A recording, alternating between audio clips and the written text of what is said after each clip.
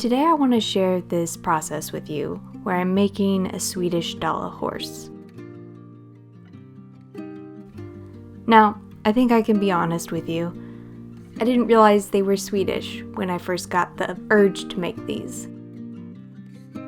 You see, I have Norwegian heritage, and I love some Scandinavian art. The Scandinavian style has sort of a nostalgic feeling to me, and it doesn't feel like any other art style to me.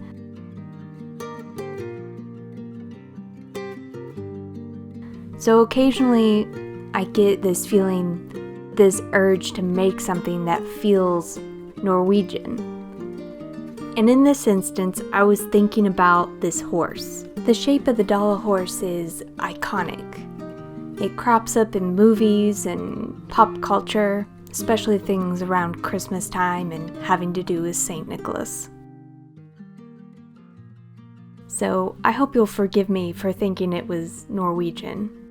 I am of Norwegian descent, but I don't know a lot about my heritage.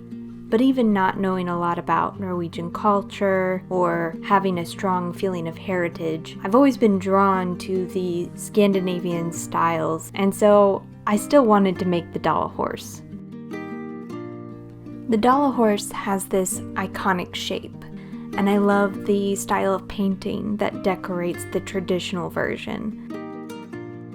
I'm not sure if the decoration on the horse is considered rose mailing, but it reminds me of it.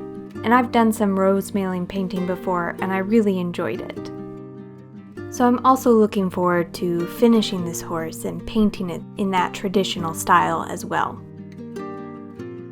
Now, an obvious difference between my Dala horse and the traditional ones is mine's not made out of wood. I'm sculpting it out of clay, so my process is a lot different.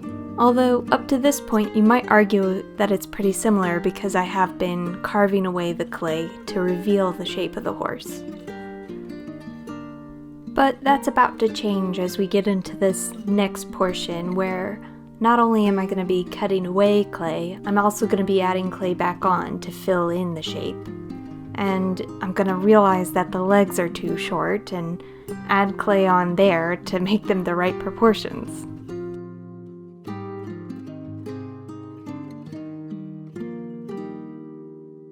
I don't have a lot to say for this next section, so please just enjoy watching the sculpture process for a while.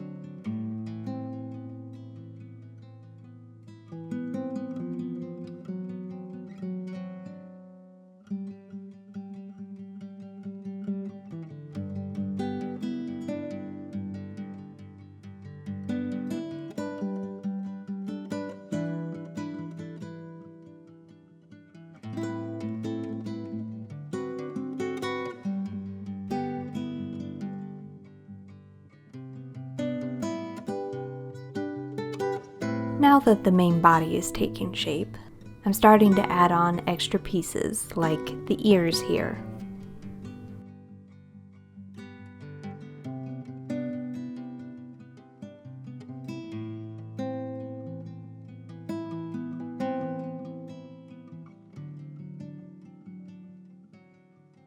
And here, I'm starting to elongate the legs.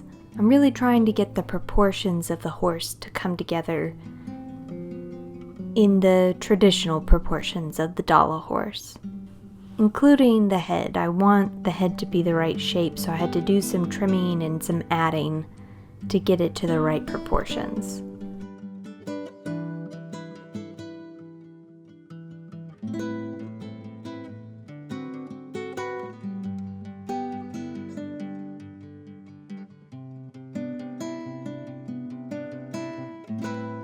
As I continued working, I knew the legs were way too short, and I was trying to see if I had enough clay here that I could just elongate them, that I could pinch that clay out to be the correct length.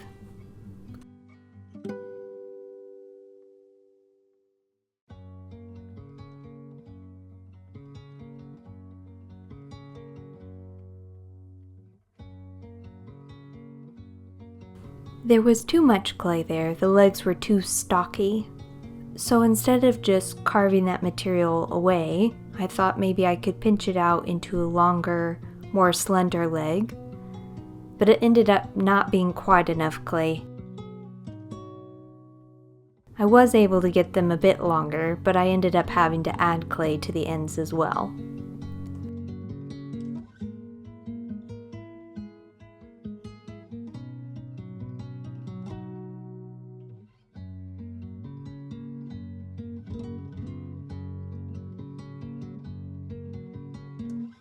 I also had to do some work on the proportions from his front to his back.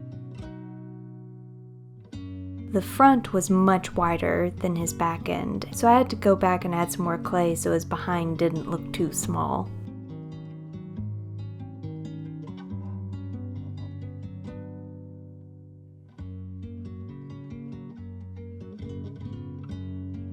At this point, I was really happy with the proportions, the way it was coming together, and so it was time to cut them open and hollow them out.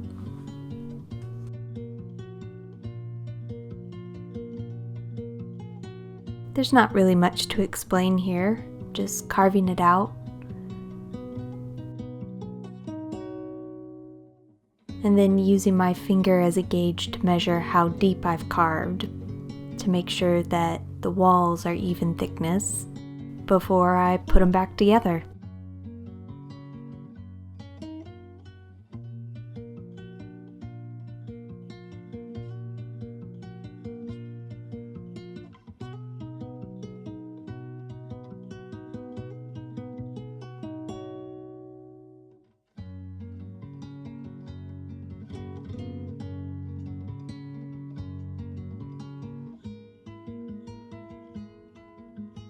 Here I realized that I couldn't get my tool into the neck of the horse, so I decided to cut the neck and head off. That way I could fully hollow that portion of the body out.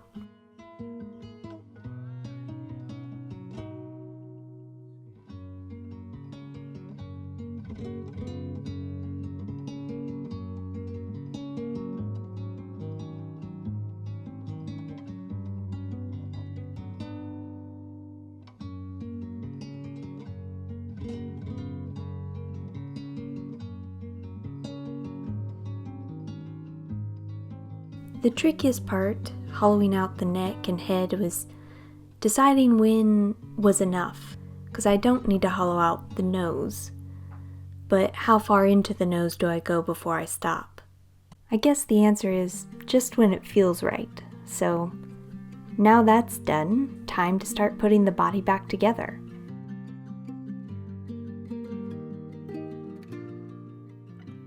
One thing I did to make these connections stronger was make little coils and press them into the gap inside the horse. I wouldn't want to add coils on the outside because it would make the body of the horse feel lumpy. On the outside, I scored across the attachment. Making attachments like this feel seamless. It takes a little bit of extra time. You really have to score the clay and rough it up. That way you can smooth it out and get rid of that seam completely.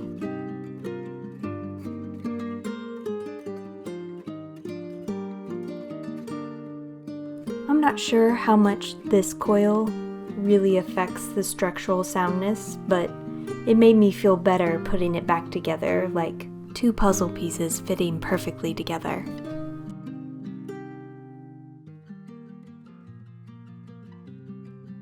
One thing I noticed when I was looking at references of Dala horses is that the ears are always one solid piece, and that's where my sculpture really diverges from the tradition. I wanted to have separate ears. It felt right to me. This is probably my strongest deviation from the traditional shape. Even on the head, I carved out the corners around the nose and under the ears so that it looked like the wooden carvings, but I really wanted to have separate ears. It feels better to me, so I was a little conflicted about it at first, but I figured it's my artwork. I'm the one who has to like it, so separate ears it is. To finish everything off and really get the final texture the way I wanted, I scored over most of the body and then used a rib to smooth it back out. My goal here isn't to get rid of all texture lines, but I want any lines there to feel like they belong on the Dala horse, more like a wood carving than clay.